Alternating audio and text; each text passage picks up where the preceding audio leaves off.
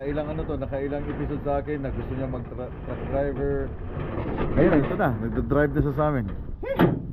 Nakakahangat, no? 6 years na sa dito. Sa pamilya ng Bansalan, Pride of Bansalan, hey!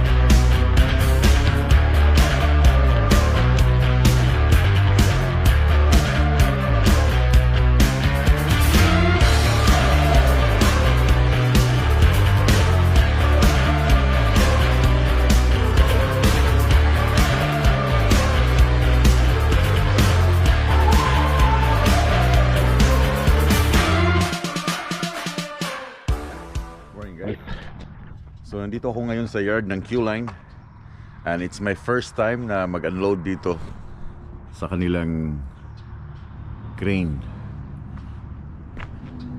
So ito yung mga farm equipment na dinadala dito sa Q-Line, galing sa Nebraska. Ito galing sa Moline. Dami na, daming order. Ito hindi pa ako nakapagkarga dito, pero hoping soon. Try natin lahat ikarga. Subukan. So nakapwesto na ako dito. Ang gagawin ko na lang, dahil ano pa, 5:46 pa lang ng umaga, pero sobrang init. Tatanggal ako ng mga chain para pagdating nila ng 8 o'clock, kakabit na lang nila to dito sa ano. So magtitira ako ng iilan kasi I don't know if paatasin pa ako dito or yeah.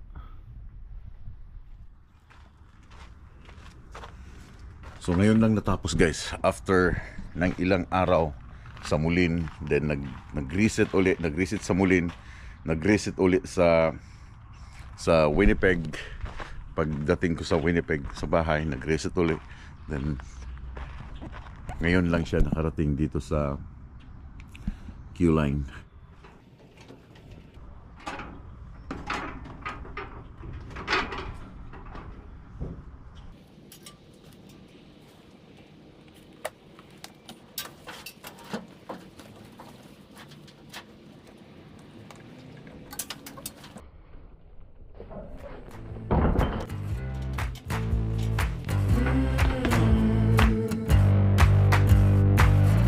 Listen up, I gotta tell you, there is something you should know. I have never really liked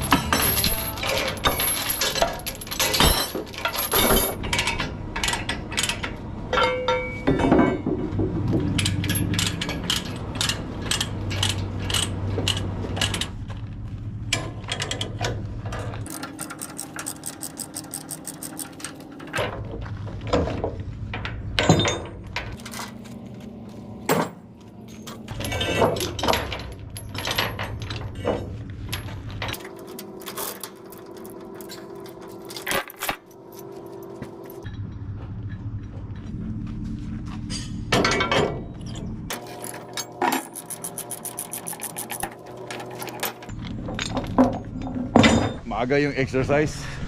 Natanggal ko na lahat ang chains, yung binders, everything. Tanggal ko na. So nagtira na lang ako dito ng 2 piraso. Kasi I don't know, baka patrasan ako para at least meron lang siyang support. Diba? Now, meron akong papakita sa inyo. I know hindi ito related sa inyo, but sa mga nag-oversize load dito sa Canada. You know what is this? Nag-oversize sa Canada or kahit saan. Ito yung sa flag na order ko sa Amazon. Ang ganda nito. Tigas na niya. So ginagawa to, magnet to siya. Come on. Tapos ilalagay mo yung flag mo dito. Grabe ang tigas pala nito. Na. Yawa. Na. Hindi makuha di ay. Grabe. Allah. Buang na. So ganito yung style niya. Meron ako nito dalawa pero ninakaw eh. Yeah. Lalagay mo tong flag. Kunin ko yun. Para hindi ka na magtatali. Lahat ng bakal. Diba? So nasa Amazon. Ilalagay ko yung link nito sa aking description sa mga nandito sa Canada. Nag-oversize, maganda to sa 4 sides kasi ang lalagyan lagi pag oversize load ay 4 sides kung saan yung meron mga tip, no? Dito, side, or kung ito mas lamang ito, kung labas ito, pwede mo ilagay dito. Diba? Titingnan mo lagi kung saan yung pinaka dulo niya. Grabe, tigas lang niya. And yan, nakuha ko na yung isa. I think $20 sa apat. Okay na to kaysa maglalagay ako ng mga bungee cord tapos yung flag. So ginagawa lang yun, ginagamit na yun sa oversize ng mga loads, yung mga sa gilid-gilid. So tapos na ako, okay na. So ngayon, akit ako dito sa taas para tanggalin yung mga gamit, mga camera sa taas dahil papalit ng windshield. Something you should know. I have never really liked you at all. I cannot hide it anymore.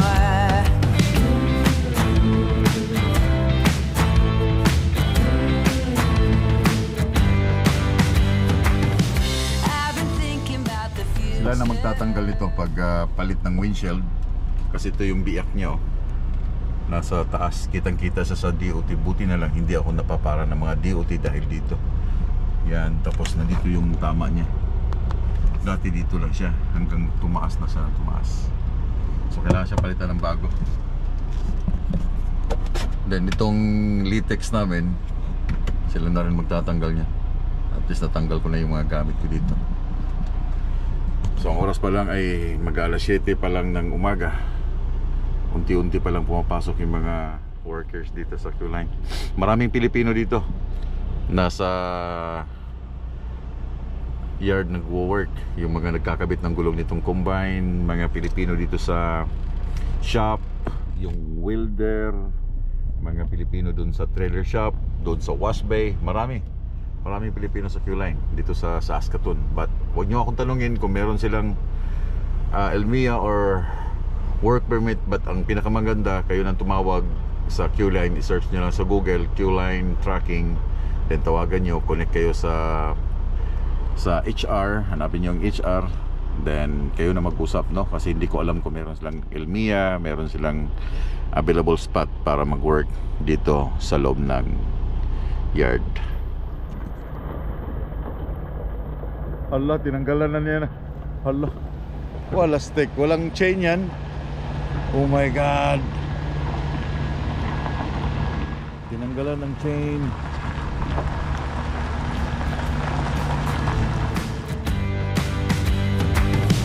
I've been thinking about the future, trying to forget about the past. So many ways that I could change for the better. Don't even know where to begin. If I allow myself to dream, will it be as good as it seems? Pull me out of this place in the middle,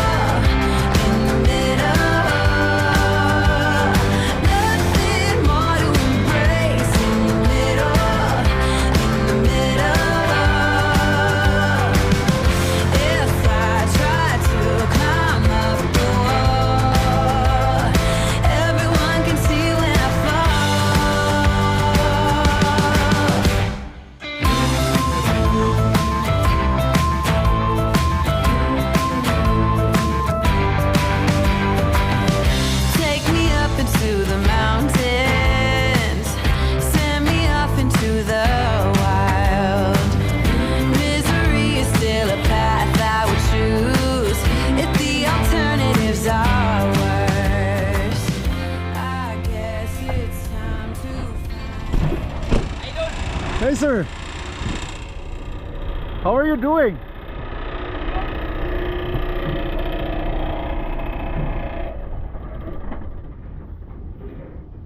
Oh, di ba? Nasa Q-line na oh. Tatrabaho na siya dito. Saan punta mo? Pick up ka ng load? Atchison. Empty? Sana all. Pick up empty. Oh, may tumatay doon, no? Ah, ano ba? Morning guys. Wala nyo, nasa amin na. Open work permit to. Nakailang ano to, nakailang episode sa akin na gusto niya mag-truck driver. Ngayon, ito na. Nagdadrive na siya sa amin. Nakakahawa, no? Ano no? Madumi. Oo nga eh. Wala namang malinis sa flat deck. Dumi yan. Flat deck is not for everyone. You know what I'm saying, bro? Oh yeah. Baka gusto mong mag-refer. No. Kasi hindi ka madudumihan doon. No. Huwag dito. Ha? Kuha ka lang ng experience driving din. Lipat ka ng repair. Kaya kang Walang experience dito. Wala kang ano to. Madumi to. okay lang. Ha? Tingnan mo pantalon ko. Kaya nga, maglipat ka ng repair. Yung mga malinis na trabaho. Huwag dito. Tapos magta-tarp ka pa. Init pa. Repair no good tarping 150 good. Tapos meron pa dito ko eh. Malalaman mo kung ilang pounds tong mga kaya niya. Oh, meron yan. Yan o.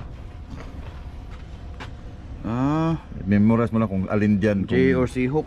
Yeah, kung alin dyan yung mga, itong mga ganito yata eh. Ilang Oh, pounds ang yan. kaya niya. Oh.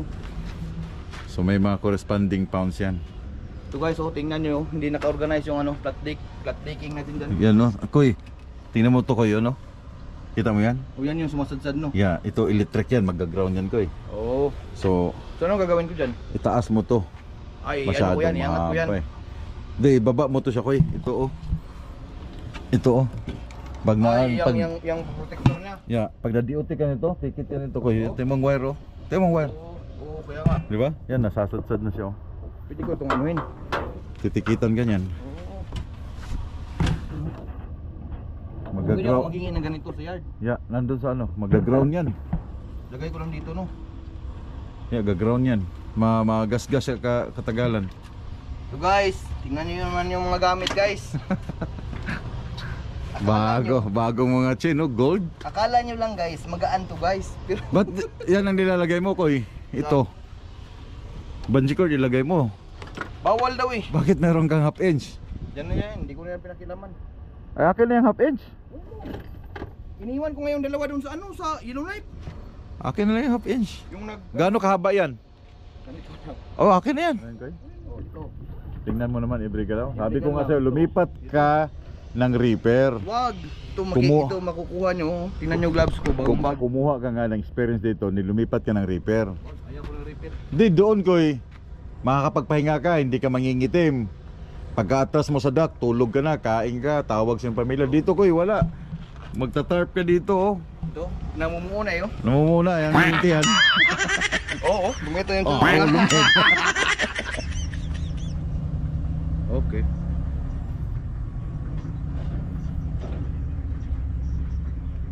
Okay, just call me back sir. Thank you. Abot sport ka, empty. You know chassis, Super B. Ha? Super B. Super bin na chassis? Dadalhin doon? Oh. Idadrop mo sa yard? Abbotsford. Lagyan ng uranium. Tapos yung uranium, dadalhin ko ng Quebec. Papunta ka ng Quebec? Oh, Weh. ayan. Sabi nga! Weh. Ay, ayaw maniwala. Punta ka ng Quebec? Oh. Excited? Oh. Wow. Siyempre, lumhaul kasi wala kang secure. Shout out kay Manoy Cards, kay Kuya Victor, o kay Boss Jiban, kay Boss Melvin, shout out.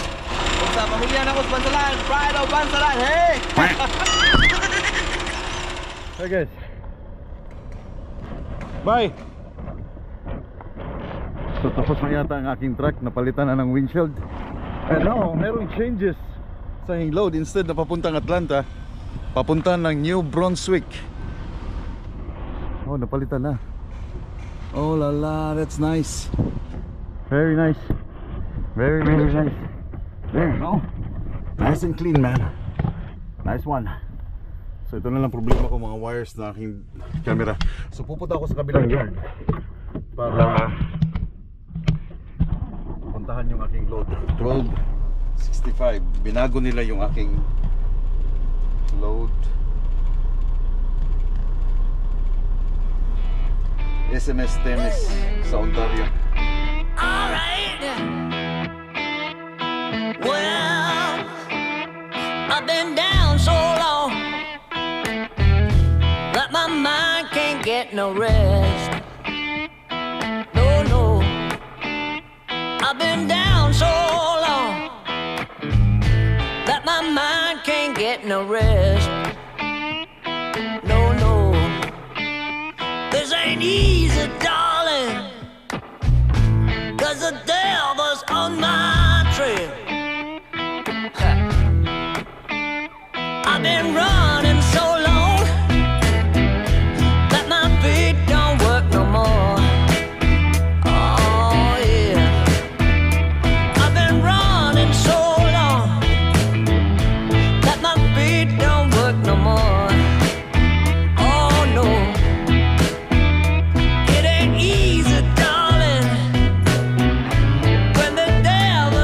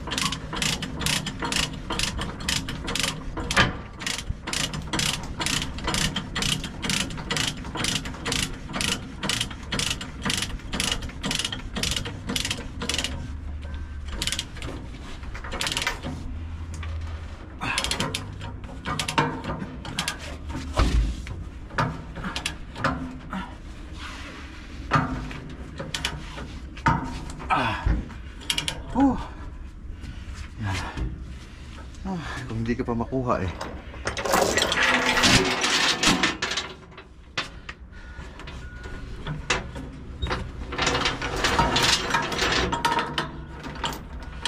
Problema yung isa.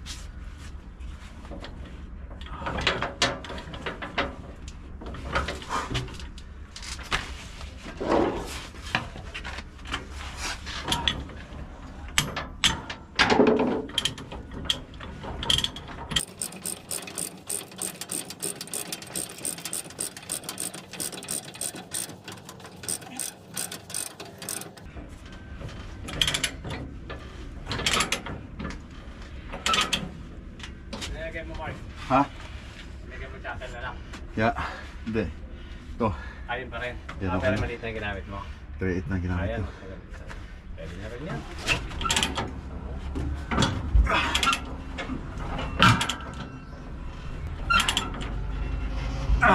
Yan na yan, oh. Yan. Pwede na nga yan. Oh. Fuck na. Pwede na nga yan. Yan na yan. Kasi mabigat to eh. Ito na side. Dito ang side naman. Yeah. Solid chassis. Dapat talaga dito yung 1 inch. 1.5. So wala. So ano. Ito yung purpose ng mga klase. Pakita ko ng umaga. Yan. Ibay niya. Then here. Hindi matatanggal yan guys. Believe me. Oh, hirap nga tanggalin. So anyway, kunti na lang, higpitan ko na lang, then I'm all done here.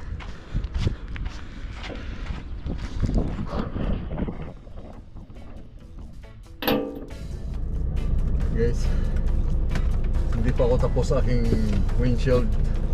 Ang dami pang laylay. Natapos na ako sa load. Kailangan ko lang lumabas dahil curfew.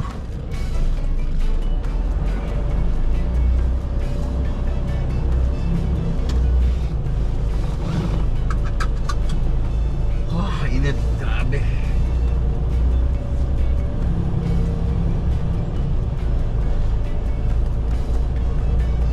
Ano ba pala sa Payatod eh?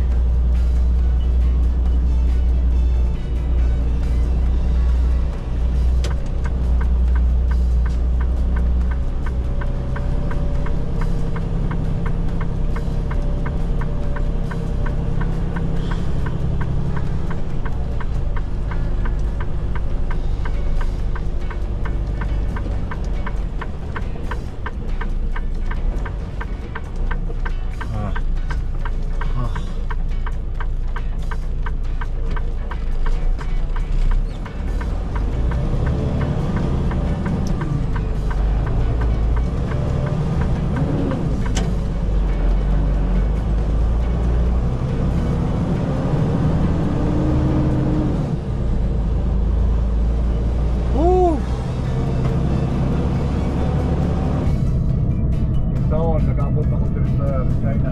Nagagawa na ng China. So dito ako magpapalipas ng gabi sa balcony tonight kasi mag-shower ako and then tawag dito. Turn na lang ang aking load.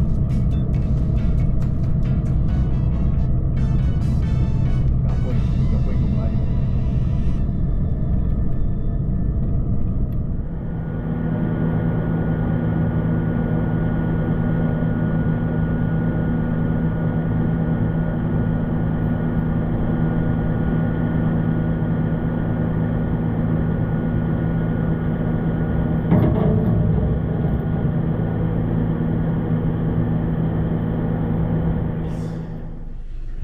refreshing.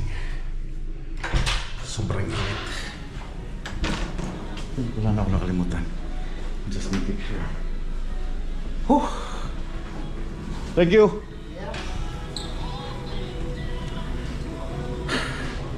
Dito ako sa Flying J magpapalipas. Sobrang init kanina. Grabe, parang puputok yung butsi mo eh. Naxmir, ito military to ng ano, military sa US na naka-assign dyan sa Pilipinas. Sa Balikatan, I think. Hey Marco, it's been a minute bud. It's great to see you back home, spending time, family time. We're still here somewhere in the Pacific. Weather is always on the rainy side, but we can't complain. A solid shout out to all Pinoy truckers. Hey Nax, thank you so much Nax. Take care. And ano pa ba? Wala na. So guys, meron akong isang kasamang Pilipino, si Paring Junmar. Nandyan. Nag-usap na kami kanina. So, pasok ako dito sa taas. Dahil alam nyo, ang kalat ng aking mga gamit, wires, kasi nga pinalitan nitong aking, kanina umaga pinalitan nitong windshield. So, kalat pa. And kakain pa ako, gutom na gutom ako. Wala akong kain ng kanin today. Dahil nagmamadali ako kaninang pagka-load ko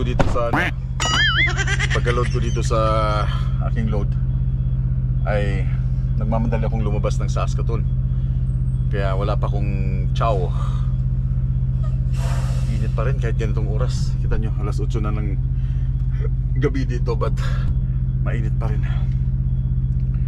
Kaya dito ako papalipas. Bukas na akong umaga tatakbo. Dahil I think wala pa rin akong permit ng Ontario. Papunta pala ako ng Ontario. Okay, papunta ako ng Ontario din. Yung aking reload ay papunta sa New Brunswick. Yes.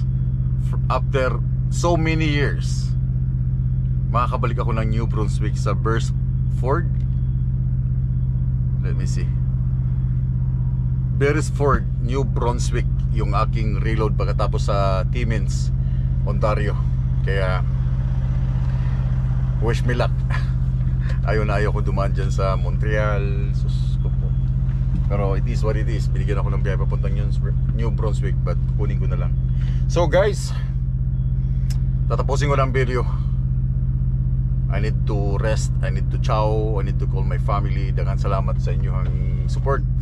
And huwag niyong kalimutan mag-likes, likes lang, and comments. Pag-amping mo tanan, and we'll keep on trucking.